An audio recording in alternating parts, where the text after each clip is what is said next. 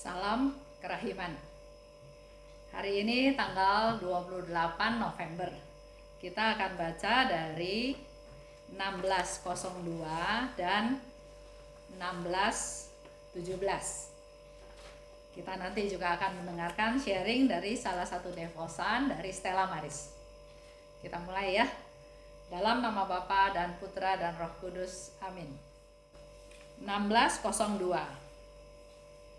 Hari ini Tuhan berkata kepadaku, "Putriku, setiap kali engkau pergi ke pengakuan dosa, ke mata air kerahimanku, darah dan air yang memancar dari hatiku mengalir ke dalam jiwamu dan membuat jiwamu semakin mulia.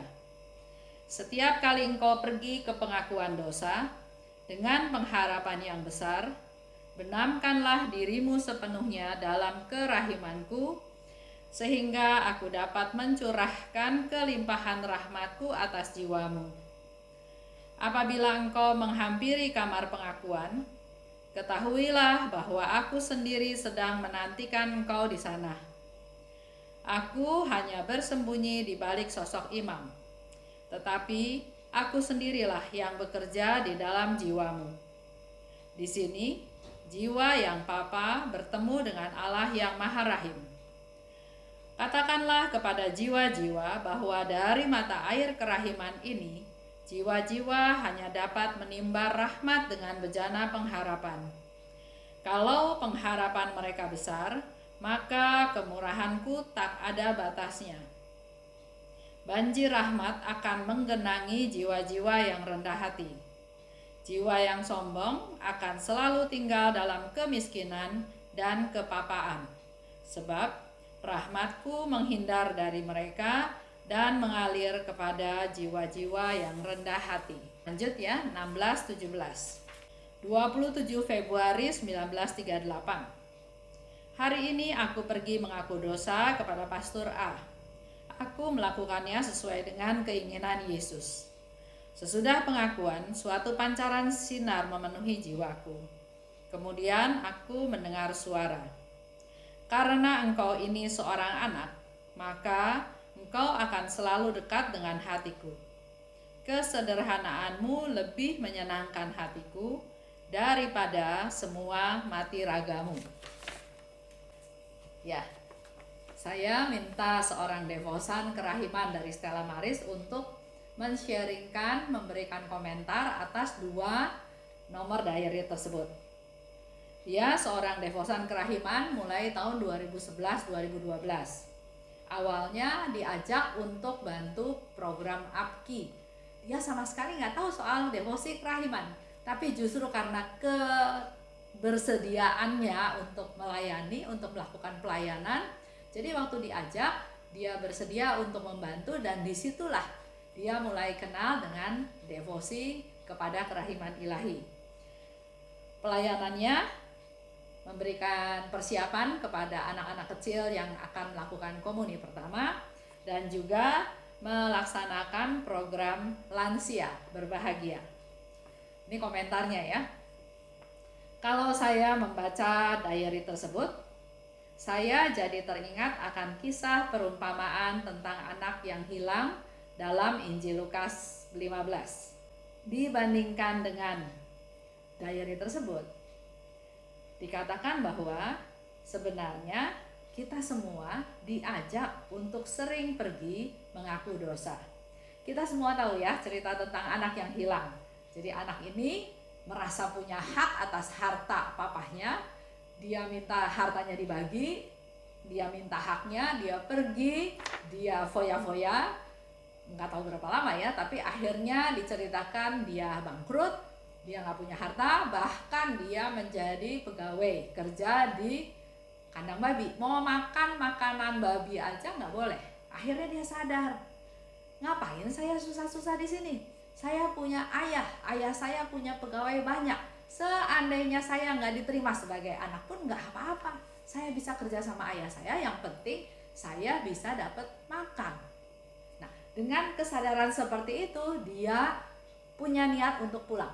Dia bilang, "Saya mau minta maaf pada ayah saya saya mau minta pekerjaan sama dia ya, dia nggak berharap banyak, dia nggak berharap menjadi diterima sebagai anaknya lagi karena dia merasa memang dia tuh kurang ajar. Tapi yang terjadi dari jauh ayahnya sudah melihat anak itu dan tanpa malu, tanpa peduli apapun, dia lari, dia menyambut anaknya. Anaknya dikasih jubah, anaknya dikasih cincin, anaknya dikasih sepatu, dan dibikin satu perayaan syukur karena anaknya yang mati hidup lagi, anaknya yang hilang sudah kembali lagi. Ya, itu cerita dari kisah anak yang hilang. Nah, dikatakan oleh Juliana di sini bahwa kita ini diajak untuk sering-sering mengaku dosa. Tuhan mau kita datang kepada Bapa seperti si bungsu yang sadar dan mau kembali kepada Bapa. Bapa dengan rindu menantikan kita. Bahkan ketika si bungsu masih jauh pun, Bapa sudah menghampirinya. Ini menggambarkan bahwa Bapa sangat menantikan anaknya dan berharap kita mau datang kepadanya. Dan betapa Bapa sangat merindukan dan mengasihi kita. Apa yang terjadi? Akan tetapi, apa yang kita lakukan biasanya? Kita sering bertindak seperti si bungsu, tapi kita juga jangan salah, kita juga sering bertindak sebagai si sulung. Kita sering menjadi si bungsu, menjauh dari Bapa, meninggalkan rumah dan tidak mau kembali karena malu, takut, gengsi, dan sebagainya. Dan bahkan tidak jarang kita menjadi seperti anak sulung. Si sulung kan kelihatannya baik, selalu ada di sisi bapaknya, penurut dan seterusnya. Tetapi ketika si bungsu kembali, ia mulai merasa bahwa bapaknya tidak adil padanya. Bukankah kita juga sering demikian? Ini Li Juliana mengajak kita semua untuk merenung. Kita ini kadang-kadang bertindak seperti si bungsu, berdosa, menyakiti hati ayahnya, menyakiti hati bapak. Tapi kita juga sering menjadi si sulung yang nggak senang, nggak suka kalau orang berdosa itu bertobat. Bukankah kita sering berpikir bahwa hidup kita sudah baik, rajin ke gereja, sering berdoa, rajin pelayanan, sering menolong orang. Jadi kita memuji diri sendiri bahwa kita sudah melakukan banyak hal. Tapi kita pun merasa hidup benar di hadapan Allah. Jadi buat apa kita ngaku dosa, ya? Banyak orang yang nggak mau mengaku dosa itu punya pemikiran seperti tadi. Dosa saya ya gitu-gitu aja. Tuhan juga tahu. Jadi saya nggak merasa perlu mengaku dosa. Lanjutnya, kalau kita bandingkan dengan si bungsu, kita harusnya meneladan si bungsu. Si bungsu yang berdosa, tapi dia sadar bahwa dia bersalah, bahwa dia berdosa. Dan bahwa Bapa selalu menantikan anak-anaknya untuk datang kepadanya dengan segala kelemahan dan kekurangan kita. Kita memang manusia berdosa, tapi Allah tetap mencintai kita. Li Juliana di sini mengajak kita semua, dikatakan, yuk kita belajar meneladan Suster Faustina yang rajin mengaku dosa. Bukan karena keharusan atau kewajiban, bukan dengan ketakutan atau kecemasan, tetapi kita datang ke ruang pengakuan dosa justru karena kita ingin menyenangkan hati Tuhan dan mau berkata, ini aku Tuhan. Aku datang dengan segala kelemahan dan kekuranganku. Kita datang dengan pengharapan yang besar, berharap memperoleh kelimpahan rahmat pengampunan yang besar dari Allah sebagai tanda cinta kasih Allah yang Maha Rahim, sehingga kita boleh semakin dimurnikan sebagai anak-anaknya, ya. Jadi dalam hal ini Li Juliana mengajak kita semua, ayo kita rajin-rajin mengaku dosa. Memang dalam masa pandemi ini sangat terbatas, ya, segala kegiatan sangat terbatas. Sudah banyak juga beberapa orang yang tanya sama saya, khususnya para lansia, ya, Bu Esther, saya udah rindu mau ngaku dosa, tapi gimana caranya? Apakah saya bisa mengaku dosa? Apakah saya bisa pergi ke gereja dan seterusnya ya? Nah, saya selalu katakan bahwa Bapak atau Ibu dari paroki mana? Silahkan menghubungi parokinya masing-masing untuk bertanya bagaimana mekanismenya, caranya, langkah-langkahnya kalau kita mau menerima sakramen tobat. Karena menurut saya mungkin berbeda-beda ya dari setiap paroki. Ada yang mungkin pastornya mau, seperti di paroki saya, dia ada yang sharing bahwa ya pastornya mau memberikan sakramen tobat, tapi jauh-jauhan. Otomatis ngomongnya juga harus keras-keras ya. Itu salah satu sharing dari teman. Nah, kembali lagi ke diary 602 dan 1617. Di sini Yesus memberikan satu konfirmasi yang sangat jelas tentang menerima sakramen tobat. Setiap kali engkau pergi ke pengakuan dosa, bukan tempat sidang, bukan tempat kita dihukum, tapi di sana Yesus jelas katakan, ke mata air kerahimanku. Jadi sakramen tobat itu adalah sumber mata air kerahiman Tuhan, ya. Karena di sana darah dan air memancar dari hatiku, mengalir ke jiwamu dan membuat jiwamu semakin mulia. Itu yang Yesus katakan. Jadi datang ke pengakuan dosa bukan untuk diadili, ya, tapi kita datang kepada sumber kerahiman, kepada mata air kerahiman Tuhan. Setiap kali engkau ke sana harus dengan satu pengharapan yang besar. Kalau kita punya pengharapan yang besar, maka rahmatnya tidak terbatas. Dia katakan, sehingga aku dapat melimpahkan rahmatku. Dan ingat satu hal lagi, sebetulnya aku sendiri yang sedang menantikan engkau di sana. Jadi kalau kita mau ketemu sama Tuhan Yesus secara pribadi, nggak ada orang lain, kita datang ke sakramen tobat. Karena Yesus sendiri yang katakan, aku menantikan engkau di sana. Dan di dalam ruang sakramen tobat itu terjadilah pertemuan antara jiwa yang papa, kita manusia berdosa, bertemu dengan Allah yang Maha Rahim.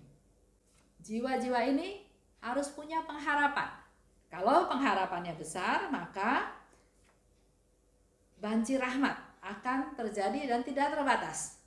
Tapi dikatakan di sini, kalau jiwanya sombong, kalau kita sombong, maka kita akan selalu tinggal dalam kemiskinan dan kepapaan, karena rahmatku, kata Yesus, tidak akan mengalir kepada mereka.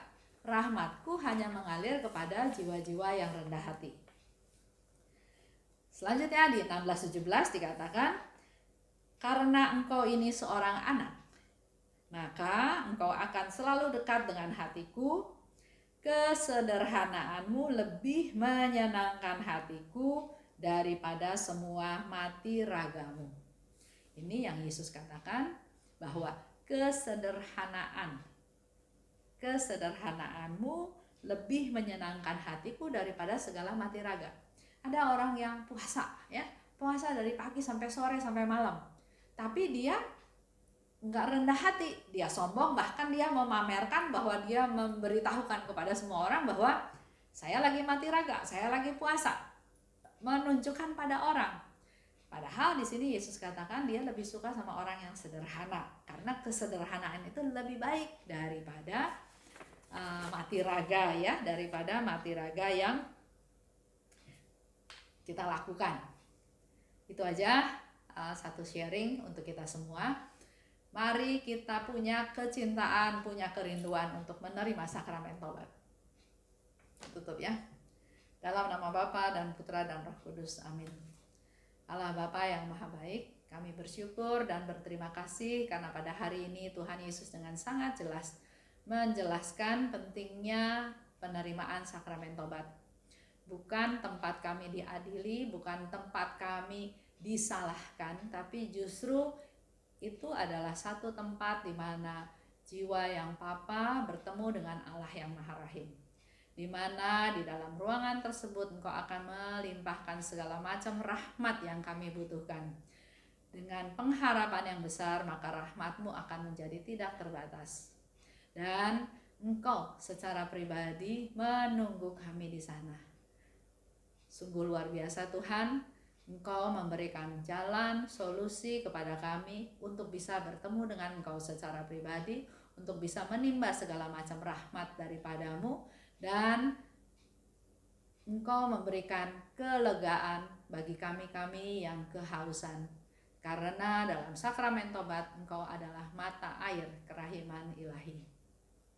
Kami mau berdoa untuk mereka yang jarang atau bahkan tidak pernah atau mengabaikan sakramen tobat, agar melalui pengajaran hari ini mereka menjadi lebih sadar bahwa mereka Engkau tunggu dalam ruang sakramen tobat. Pada saat ini kami juga mau berdoa untuk Li Juliana dan juga untuk suami, untuk anak-anaknya, untuk mamahnya, untuk keluarga besarnya, agar Engkau melimpahkan rahmat-Mu untuk mereka ya Tuhan, khususnya untuk Li Juliana, agar dimanapun dia berada Engkau pakai dia sebagai alat-Mu untuk memperbesar kerajaan-Mu. Terima kasih Tuhan, dalam nama Yesus kami berdoa dan bersyukur. Amin. Dalam nama Bapa dan Putra dan Roh Kudus. Amin. Salam kerahiman.